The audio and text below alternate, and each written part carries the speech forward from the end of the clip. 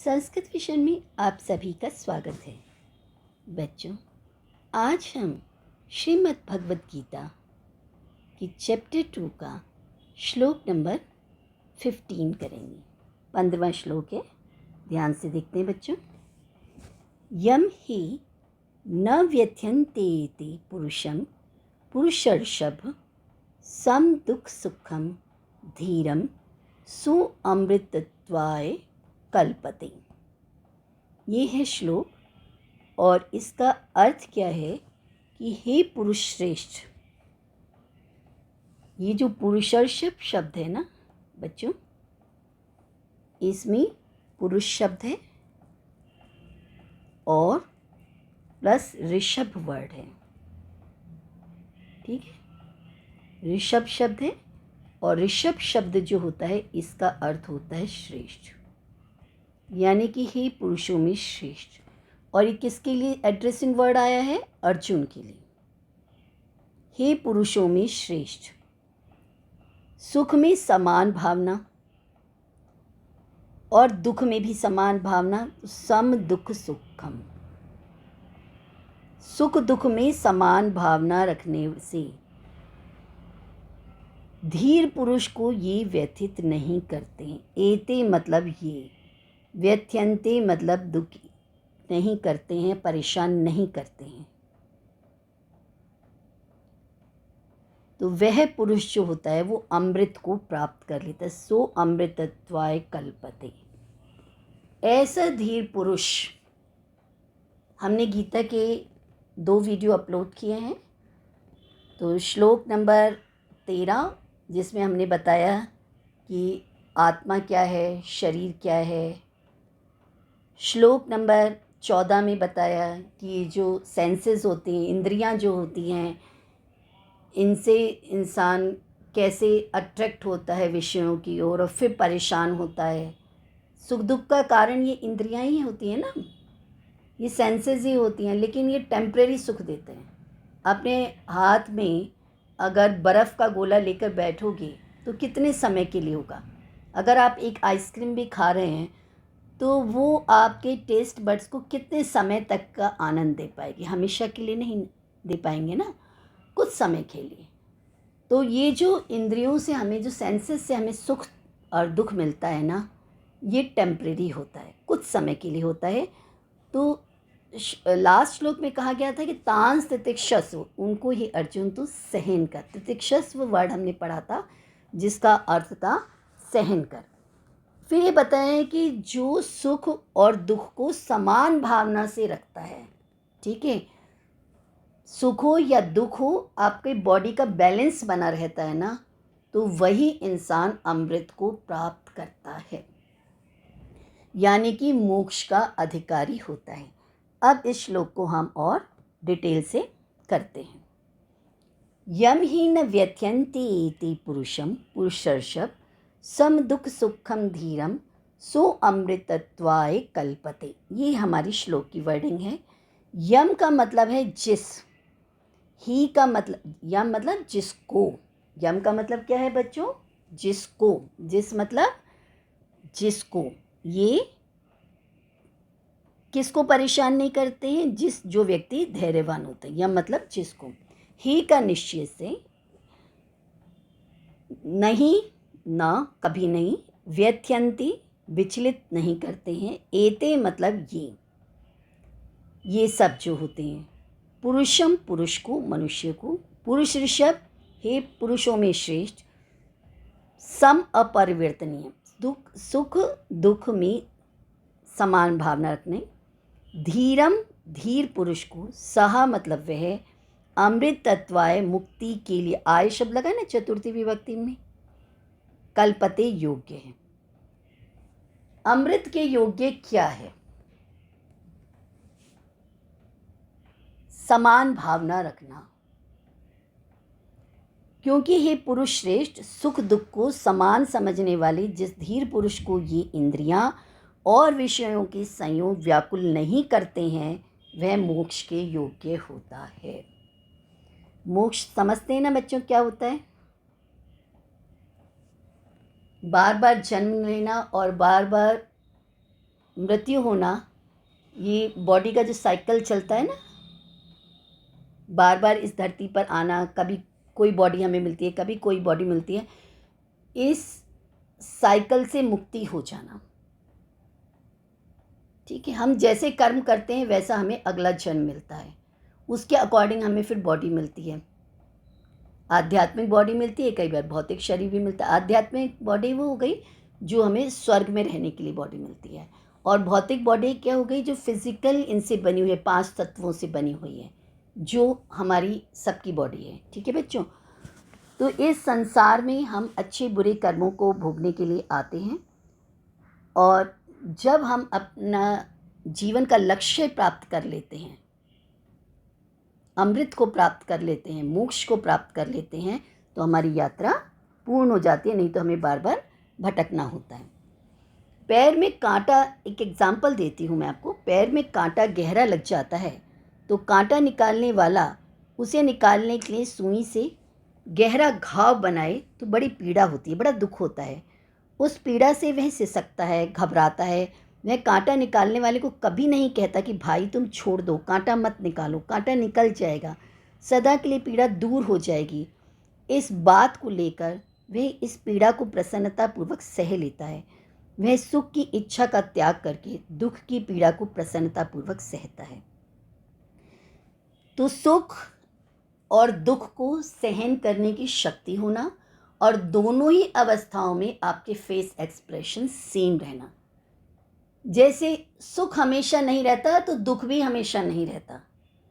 सुख और दुख हमसे हमारी बॉडी का बैलेंस ना खराब हो जाए, ये ध्यान रख लेना। आप जैसे एक बैलून को फुलाते हो और अगर उसमें ज़रूरत से ज़्यादा हवा भर देते हो तो वो फट जाता है। ऐसे बहुत ज़्यादा खुशी में जब हम डूब जाते हैं, बहुत ज़्यादा एक लिमिट क्रॉस कर जाते हैं, तो भी बॉडी को हार्म होता है, हार्ट अटैक वगैरह आ जाता है।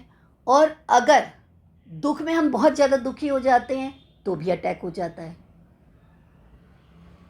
तो सुख और दुख में अपने बॉडी का बैलेंस बनाए रखना है, समान भावना से रहना है हमें। दुख और सुख में समान भावना से रहने वाले जिस धीर पुरुष को, धीर होता है जो धैर्यवान है, जो बुद्धिमान व्यक्ति है, वह सुख दुख में व्यथित नहीं होते, यानी कि परेशान नहीं रहते हैं।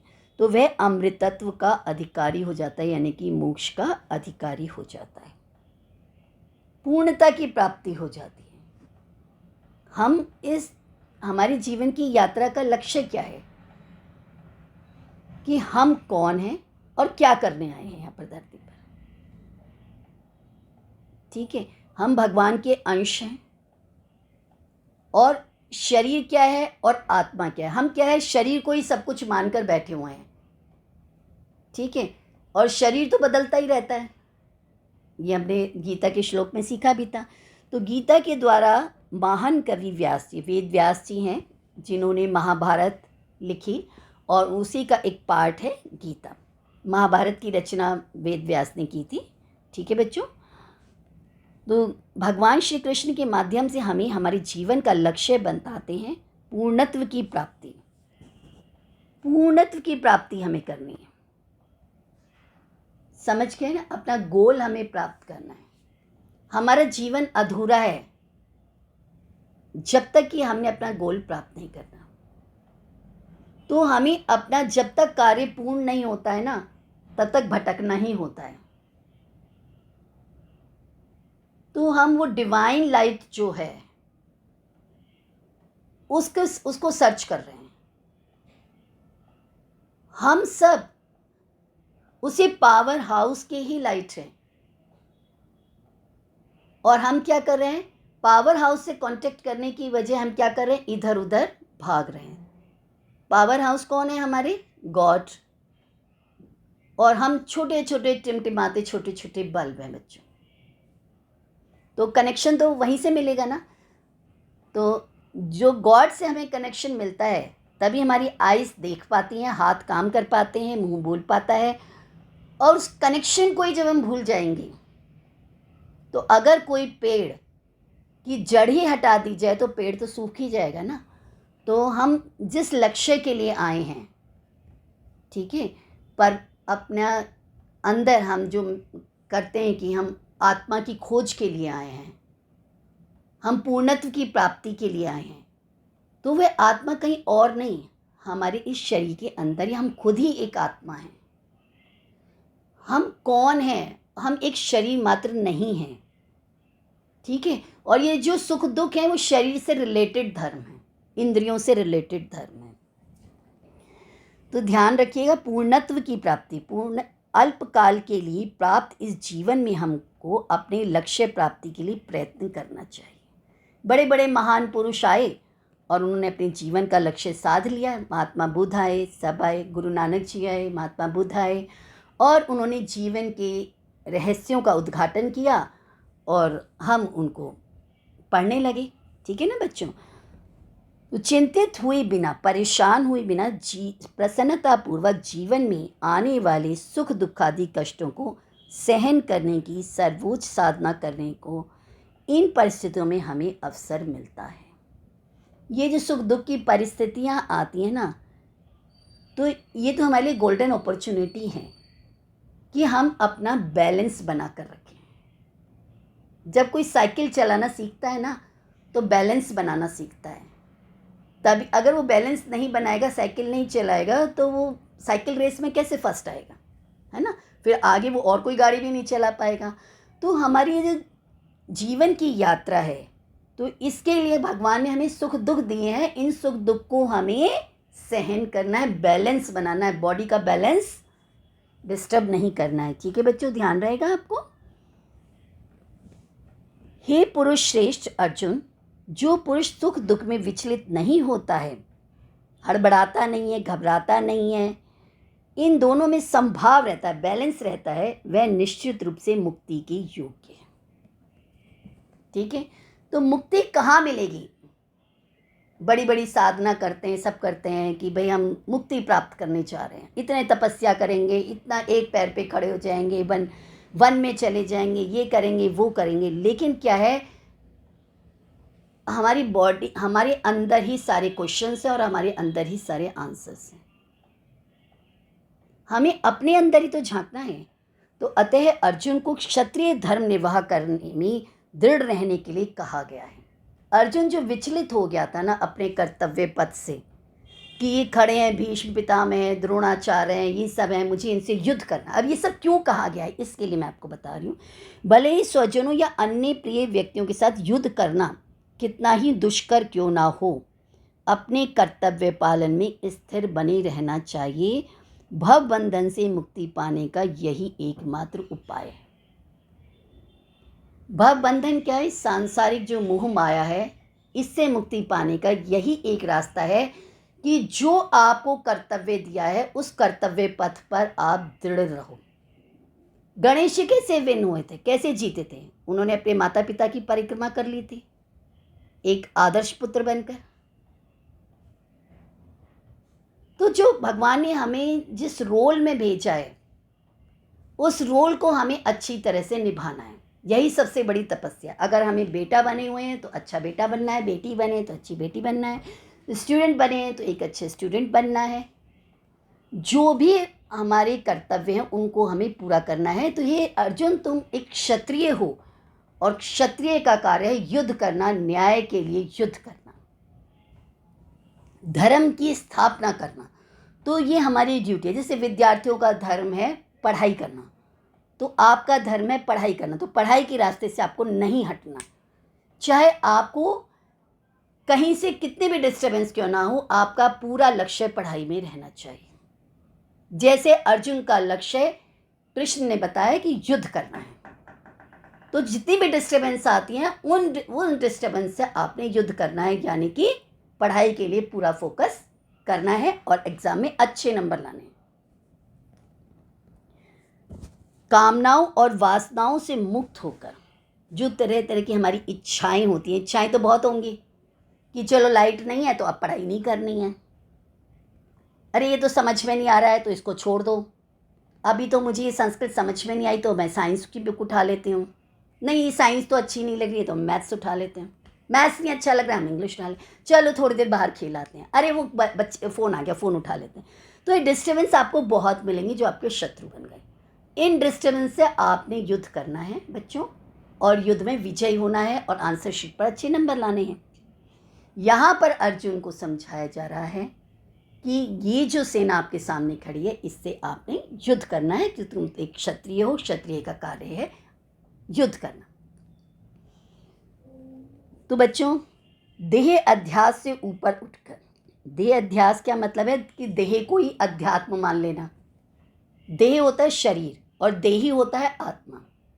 ये शरीर ही सब कुछ नहीं है, शरीर तो एक दिन नष्ट हो जाएगा। हम अपनी एक पहचान बनाए हुए हैं, भगवान ने हमारी एक अच्छी पहचान बनाई हुई है। उस पहचान को हमें पहचानना है, खोना नहीं है। स्वयं को पहचानना है कि हम कौन हैं। हम एक आत्मा है और आत्मा अजर अमर होती है। ठीक है, तो सत चित आनंद स्वरूप परमात्म तत्व को अपने में अनुभव करना है। भगवान कहीं और नहीं, हमारे दिल के अंदर ही, अगर हम झांकेंगे तो उसी से हमारी पूरी बॉडी वर्क कर रही है। जब तक हम जिंदा है, इसका मतलब आत्मा है और आत्मा ही परमात्मा है।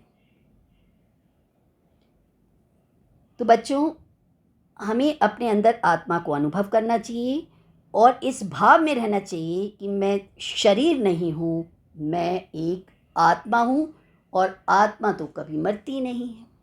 ध्यान रखिए, आत्मा शब्द संस्कृत में पुल्लिंग है और हिंदी में स्त्रीलिंग है।